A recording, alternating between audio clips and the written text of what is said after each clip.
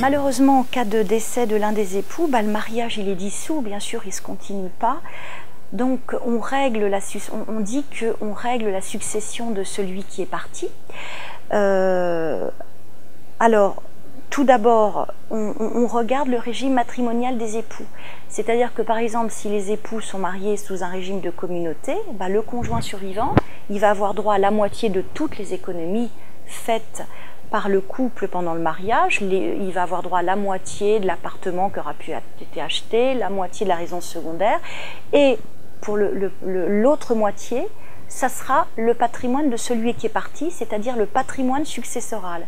Et là, ce patrimoine se répartit entre les héritiers. S'il y a un conjoint survivant et des enfants, ce patrimoine se répartira entre le conjoint et les enfants.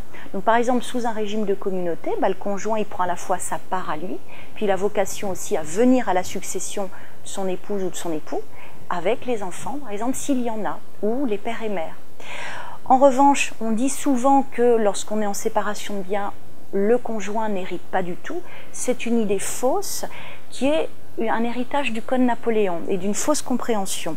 C'est-à-dire que lorsque les époux sont mariés en séparation de biens, si les époux n'ont pas acheté de biens ensemble, la succession de celui qui part en premier va être constituée de tous les biens qu'il aura acquis pendant le mariage, et ces biens vont revenir au conjoint survivant et à ses enfants.